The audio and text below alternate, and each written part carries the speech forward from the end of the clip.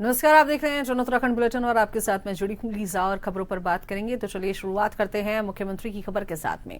मुख्यमंत्री पुष्कर सिंह धामी ने मुख्यमंत्री आवास में मानसून, अतिवृष्टि, चार धाम यात्रा, डेंगू नियंत्रण और आपदा प्रबंधन की समीक्षा करते हुए अधिकारियों को जनता की सुरक्षा सर्वोच्च प्राथमिकता मानने के निर्देश दिए हैं। उन्होंने सभी जिलाधिकारियों और विभागों को 24 घंटे सातों दिन अलर्ट मोड पर रहने और फील्ड में जाकर व्यवस्थाओं की निगरानी करने को कहा है। बिजली, पेयजल, सड़क और संचार सेवाएं बाधित होने पर उन्हें तुरंत बहाल करने के निर्देश उन्होंने दिए हैं। संवेदनशील क्षेत्रों में राहत सामग्री, मशीनें, दवाइयां और खाद्यान्न पहले से उपलब्ध रखने तथा जरूरत पड़ने पर हेली सेवा का उपयोग करने को उन्होंने कहा है। चारधाम यात्रा में अब तक 44.65 लाख श्रद्धालुओं के दर्शन करने की जानकारी देते हुए यात्रा मार्गों पर सुरक्षा, चिकित्सा और स्वच्छता व्यवस्था मजबूत करने पर जोर दिया गया।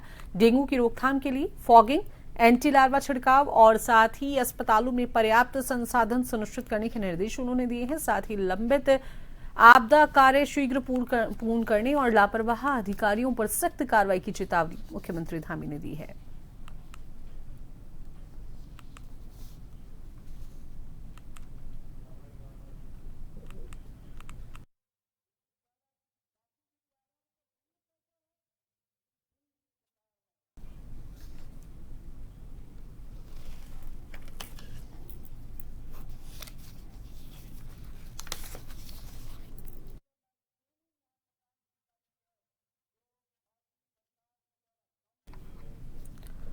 उत्तराखंड में महक क्रांति नीति के तहत 22,750 हेक्टेयर क्षेत्र में 7 एरोमा वैली विकसित की जाएगी। कृषि मंत्री गणेश जोशी ने समीक्षा बैठक में अधिकारियों को योजनाओं के समयबद्ध क्रियान्वयन और किसानों के उत्पादों की बेहतर ब्रांडिंग व विपणन के निर्देश दिए हैं। इस योजना से करीब 91,000 किसानों को लाभ मिलने की उम्मीद है। सरकार का ये लक्ष्य है कि अगले 10 वर्षों में सघन फसलों का कारोबार 100 करोड़ से बढ़कर 1,175 करोड़ से रुपए तक पहुंचाना है।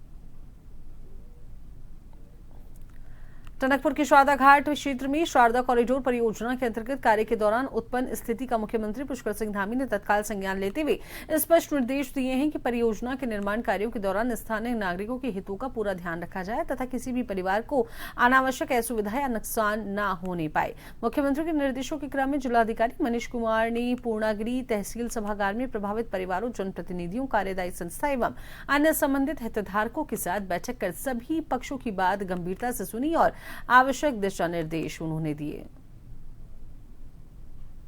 शारदा कॉरिडोर के कई सारे घटक हैं जिनके जो कार्य है समयबद्ध कार्य है। कार्यों को करने के लिए जो एजेंसीज हैं, यहाँ पे 3 एजेंसीज इन्वॉल्व हैं। एक जो है वो कॉन्ट्रैक्टर साहब है, दूसरे आपके जो यूपीडीसीसी है उनके प्रतिनिधि इसमें इन्वॉल्व हैं और साथ ही साथ यूआईडीबी जो कंसल्टेंसी फर्म है, पीएमयू फर्म है, वो है। तो ये तीनों एजेंसीज़ के द्वारा यहाँ पे जो शारदा कॉरिडोर के लगभग 3 जो हमारे प्रमुख कार्य हैं वो यहाँ पे गतिमान है, जिसमें किरोड़ा नाले का कार्य जो है वो अभी अवगत किया गया कि 45% हो गया है। दूसरा कार्य जो है घाट का है। घाट में एक पोर्शन जो है वो फॉरेस्ट का है और एक पोर्शन जो है वो रेवेन्यू डिपार्टमेंट की लैंड का है। तीसरा जो कार्य है वो जैसा कि आप विदित हैं, एक हमारा सिटी ड्रेनेज प्लान है। सिटी ड्रेनेज प्लान में यहाँ का जो सीवरेज निकल रहा है उसके ट्रीटमेंट के लिए जो है 2 MLD का ट्रीटमेंट प्लांट लगाया जाने का कार्य होना है।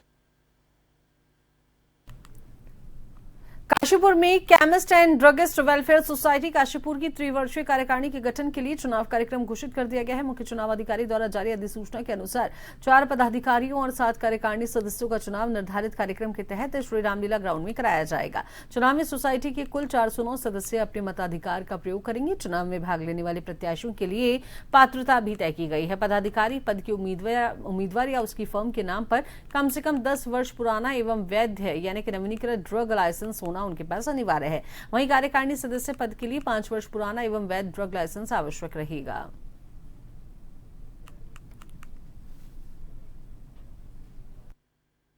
इलेक्शन 26 तारीख को दिन रविवार, रामलीला ग्राउंड। सर कितने मतदाता जो है 409 409 मेंबर्स वोट डालेंगे।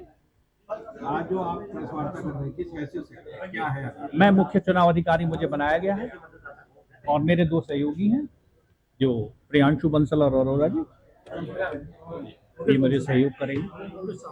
सर कितने पदों पर होगा चुनाव? चुनाव 4 पदों पर होगा, उपाध्यक्ष, महामंत्री और कोषाध्यक्ष।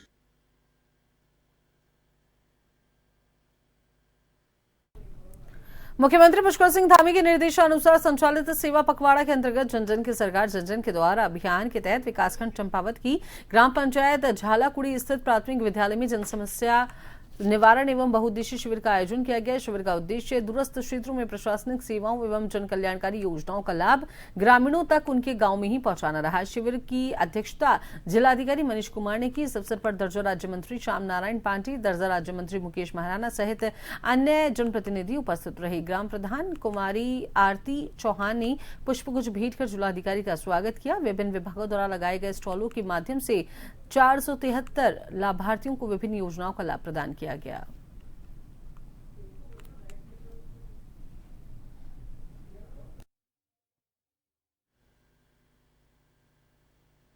माननीय मुख्यमंत्री जी ने एक संवेदनशील पहल पूरे प्रदेश में की, जिसमें जनपद चंपावत का गृह क्षेत्र, इसमें लगभग 4 तारीख से हम लोगों ने अभी तक लेकर 10 कैंप जो है लगाए हैं।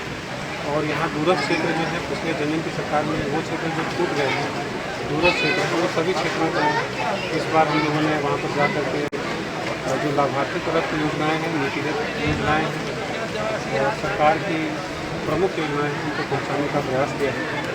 इसके क्रम में आज हम लोग झालाकुड़ी गाँव पहुँचे। ये गाँव आपके चलते से लगभग 2 से 3 किलोमीटर दूरी पर स्थित है और यहाँ पे सभी विभाग 23 विभागों ने प्रतिभाग किया। लगभग 45 से ज़्यादा हमारे पास विभिन्न मांगे, शिकायतें, सुझाव और अपेक्षाएं प्राप्त हुई। तो चलिए अब खबरों के सिलसिले को आगे बढ़ाते हैं। तो चंपावत जिले की लोहाघाट विधानसभा के स्वतंत्रता संग्राम सेनानियों की जन्मभूमि खेती खान में स्वतंत्रता संग्राम सेनानियों को सम्मान दिलाने के लिए शुक्रवार से जनकाड़े जिला पंचायत सदस्य अशोक मेहरा के नेतृत्व में क्षेत्रवासियों ने खेती खान के इंदिरा पार्क में स्वतंत्रता संग्राम सेनानियों की मूर्ति पर माल्यार्पण कर अनिश्चितकालीन धरना शुरू कर दिया है।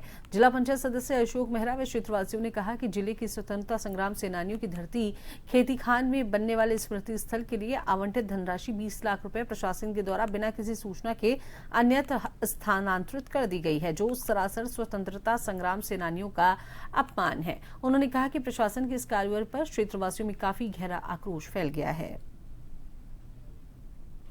विगत 3-4 महीनों से मैं इसके पीछे लगा था, पूरे संपर्क में था विभाग के भी और कार्यदायी संस्था के भी। हम लोग कार्य के इंतज़ार में थे कि अब काम शुरू होगा, अब काम शुरू होगा करके। जैसे ही जिलाधिकारी महोदय से संपर्क किया तो उनके द्वारा हमें बताया गया कि ये पैसा अन्य जगह स्थानांतरित कर दिया गया है। तो उसी के एवज में आज हम लोग विरोध में ये धरना प्रदर्शन कर रहे हैं। फिलहाल एक सांकेतिक हड़ताल शुरू हुई है। उद्देश्य इसका है कि 2024-25 में ग्राम पंचायत के माध्यम से कुछ प्रस्ताव गए थे, जिसमें से एक प्रस्ताव को स्वीकृति मिली थी घोषणी में कि जो हमारे कुमाऊं के शेर कहे जाने वाले हर्षदेव ओली जी हैं, तो इनके नाम पर एक स्मृति पटल यहाँ पर बनेगा। तो कार्रवाई हुई, ग्राम पंचायत की खुली बैठक में सर्वसम्मति से पारित हुआ कि ये कार्य हमारे होली प्रांगण में किया जाएगा। शासन प्रशासन जो है बहुत अनहोनी कर रहा है हमारे ग्राम सभा के प्रति, जो कि हमारे पार्टी ब्लॉक में हमारी ग्राम सभा सबसे बड़ी ग्राम सभा है। इसके बावजूद भी एक भवन के लिए आया हुआ था, आया हाथ से जैसे हमने निवाला खाया वो गले से भी निकाल दिया गया। हम शासन प्रशासन से पूछना चाहते हैं कि ये क्या है, क्यों हो रहा है।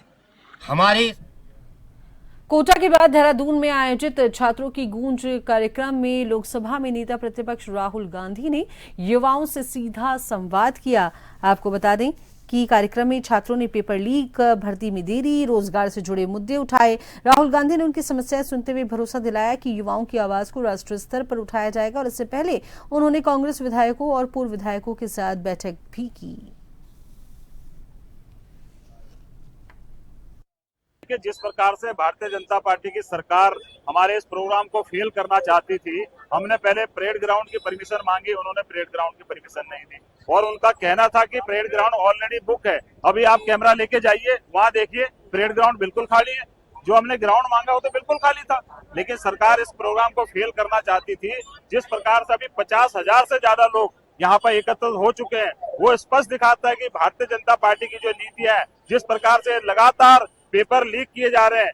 कोई छात्र पूरे साल भर उसकी तैयारी करता है परीक्षा की, उसके बाद जब परीक्षा केंद्र में पहुंचता है तो पता चलता है कि पेपर लीक हो गया है। छात्रों का भविष्य आज अंधकारमय हो चुका है। बहुत खुशी है करके कि बीजेपी के अलावा राहुल गांधी इधर आए और उन्होंने एजुकेशन के बारे में बहुत बड़ी बात करी, और पेपर की बहुत बड़ी बात है। आपको नहीं पता कि मतलब कि बहुत सारे लोग मरे हैं, बहुत सारे बच्चे मरे हैं, और वो हमारे उम्र के एस्पिरेंट्स हैं, और मुझे बहुत बहुत बहुत खुशी हो रही है कि वो सारे इधर आए हैं और सबने सब कुछ बोला। मैं पर्सनली चाहती हूँ करके धर्मेंद्र प्रधान प्लीज रिजाइन दे दो।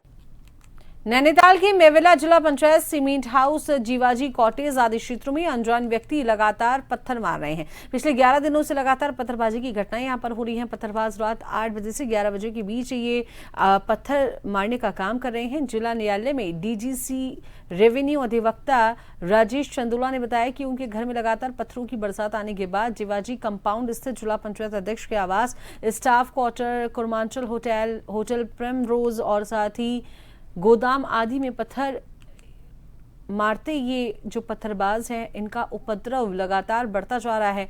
पत्थर बिड़ला स्कूल रोड में सीमेंट हाउस के पास से जिला पंचायत की जंगल भूमि से मारे जा रहे हैं, और ये कहा गया है कि पुलिस को पहले मौखिक शिकायत की गई, जिसके बाद वो केवल एक दिन आई। लिखित शिकायत के बाद पुलिस को कई बार सूचित किया गया, लेकिन कोई नहीं आया है। क्षेत्रवासियों ने बीते 15 जुलाई की रात 112 पर फोन किया तो 2 जवान पहुंचे, लेकिन तब तक पत्थरबाजी शांत हो चुकी थी। लगातार शिकायतों के बावजूद 2 कांस्टेबल मौके पर पहुंचे, लेकिन कोई सफलता हाथ नहीं लगी।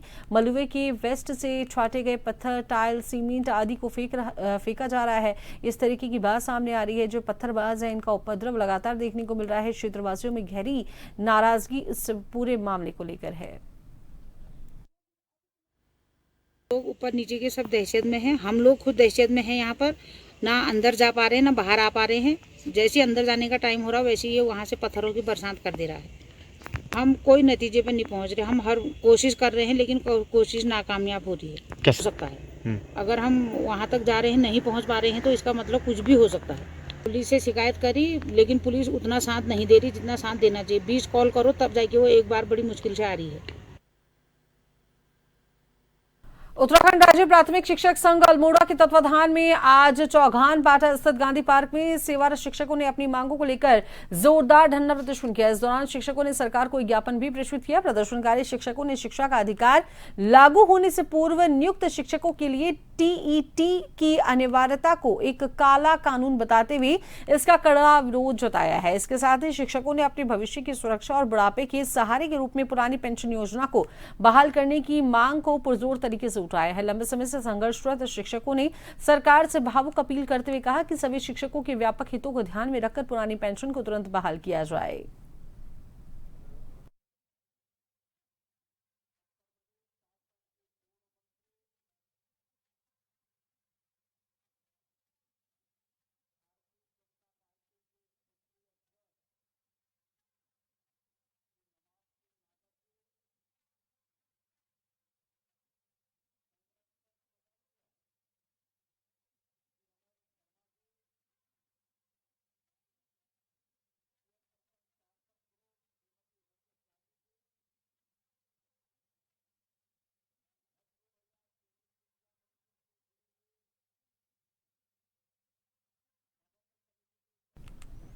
हरिद्वार में सड़क सुरक्षा नियमों के उल्लंघन पर परिवहन विभाग ने बड़ा अभियान चलाया है। 13 से 15 जुलाई तक चले विशेष चेकिंग अभियान में 250 वाहनों के चालान किए गए, जबकि 20 वाहनों को सीज किया गया। कार्रवाई के दौरान मोबाइल पर बात करते हुए ड्राइविंग, ओवरलोडिंग, बिना हेलमेट, रॉन्ग साइड ड्राइविंग और अवैध सवारी ढोने जैसे मामलों पर सख्ती बरती गई। विभाग ने साफ किया है कि नियम तोड़ने वालों के खिलाफ आगे भी इस तरीके की कार्रवाई जो है वो जारी रहने वाली है।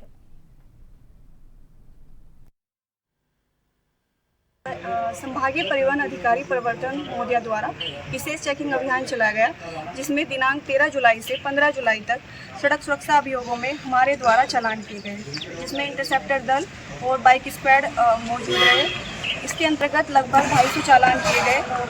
20 गाड़ियां सीज की गई, जिसमें जो लोग मोबाइल यूज करके गाड़ियां चला रहे हैं, ओवरलोडिंग कर रहे हैं और जो बिना हेलमेट के वाहन चला रहे हैं, जो बाहर वाहन में सवारी ढो रहे हैं, बिना हेलमेट के चल रहे हैं और जो रोंग साइड आ रहे हैं, उनके विरुद्ध कार्रवाई की गई है।